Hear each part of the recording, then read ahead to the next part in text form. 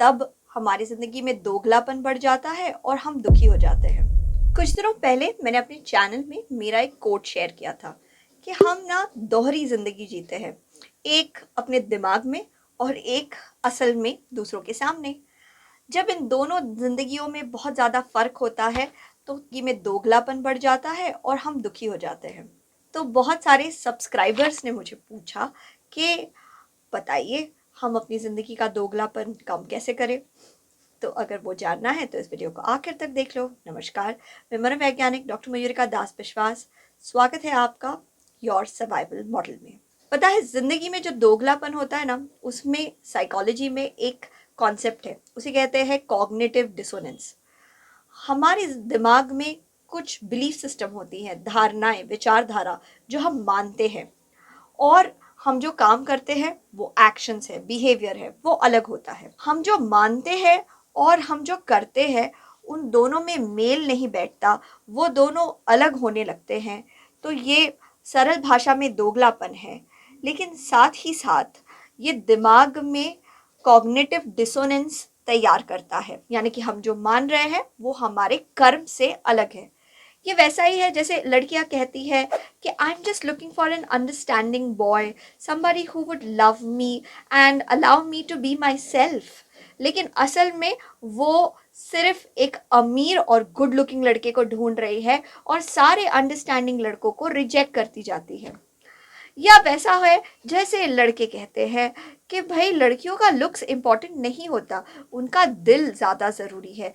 लेकिन वो किसी भी कम सुंदर लड़की को कभी घास नहीं डालते। जब हमारी जिंदगी में कॉग्निटिव डिसोनेंस बढ़ने लगता है, यानी कथनी और करनी में फर्क बढ़ने लगता है, जो हम मानते हैं और जो हम करते हैं उसमें फर्क बढ़ने लगता है, तो हम अस्त व्यस्त हो जाते हैं, परेशान हो जाते हैं, अंदर ही अंदर इस हिपोक्रेसी को बर्दाश्त नहीं कर पाते।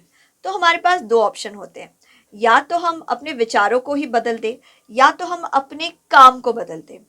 तो अगर आप मन ही मन कह रहे हैं कि वेल मुझे एक अंडरस्टैंडिंग लड़की के साथ जाना चाहिए और आप सारी अंडरस्टैंडिंग लड़कियों को रिजेक्ट करते जा रहे हैं, तो फिर शायद आप अपनी सोच विचार को ही चेंज कर देंगे, जहाँ पे आप अपने आप को कहने लगेंगे बस अपीयरेंस ही तो एक छोटा सा फैक्टर है जो मैं ढूंढ रहा हूँ।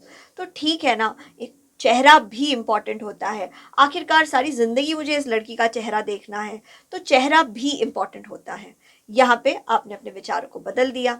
उसी तरीके से अगर आप अपने आप को कहती आ रही हैं कि भाई पैसे इम्पॉर्टेंट नहीं है, इंसान इम्पॉर्टेंट होना चाहिए, और आप सारे कम पैसे वाले लड़कों को रिजेक्ट करती जा रही हैं, एक ना एक टाइम ऐसा आएगा जब आपको लगेगा कि नहीं, मुझे इस इंसान को इम्पोर्टेंस देना चाहिए। आप अपने मन में कहने लगेंगी कि अगर पैसे इम्पोर्टेंट नहीं है तो मुझे एडजस्ट करना चाहिए, और फिर शायद आप एडजस्ट करके किसी ऐसे लड़के के साथ एडजस्ट करने को रेडी हो जाएंगी जिसके पास थोड़े कम पैसे हैं। दोगलापन तब भी होता है जब एक्सपेक्टेशन और रियलिटी में फ़र्क होने लगे।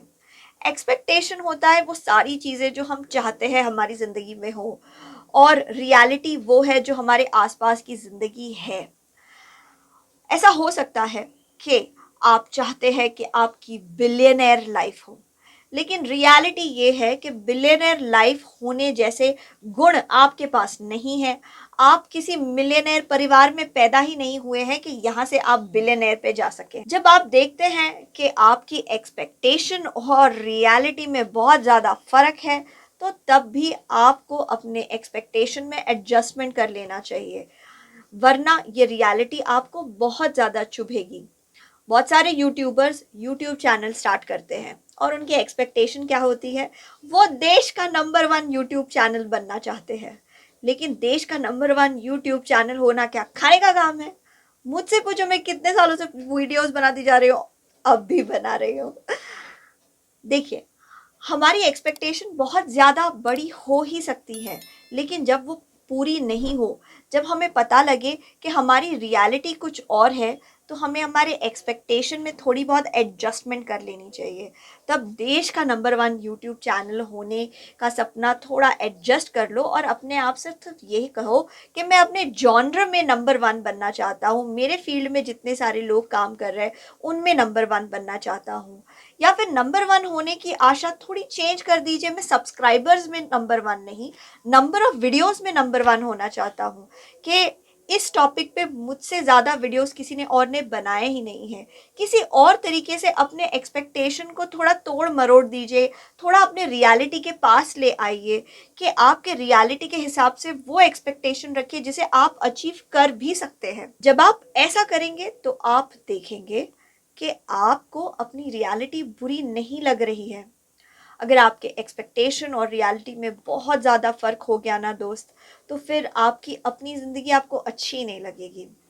आपको जितना भी मिलता रहे ज़िंदगी में, आप अनग्रेटफुल ही रहेंगे, संतुष्ट ही नहीं हो पाएंगे।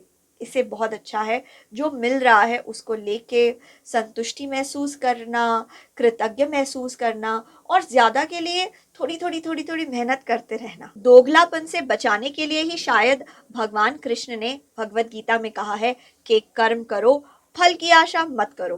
कर्म तो तुम्हारा है और फल तुम्हारे कंट्रोल में है ही नहीं, तो बस अपना सारा ध्यान कर्म के ऊपर फोकस कर दो और जो फल तुम्हें मिलना चाहिए वो फल तुम्हें ज़रूर मिलेगा।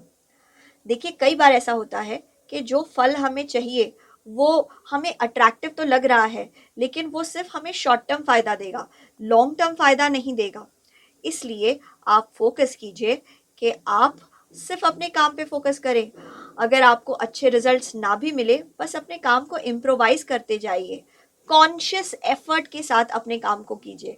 आज के समय में बहुत सारा शोध हो रहा है इसके ऊपर कि जो लोग कॉन्शियस एफर्ट के साथ अपना काम करते हैं वो फ्लो स्टेट में जा पाते हैं। मिहेली चिकसेत का सारा शोध इसी बात को फोकस करता है कि जब हम कॉन्शियस एफर्ट के साथ काम करते हैं तो वो काम हमारे लिए ऑटोटेरिक बन जाता है, यानी कि वो काम करना ही हमें आनंद देता है। फिर हमें फर्क ही नहीं पड़ता कि हमें रिवॉर्ड मिला या ना मिला। जाते जाते मैं यही कहूंगी कि किसी के साथ भी 4 कदम चलोगे तो पता लगेगा कि उसका एक नहीं 100 चेहरे हैं और 2 गले हैं। तो चौंकने की कोई ज़रूरत नहीं है। आशा करते हैं ये वीडियो आपको पसंद आया है। आपके मूल्यवान समय के लिए धन्यवाद।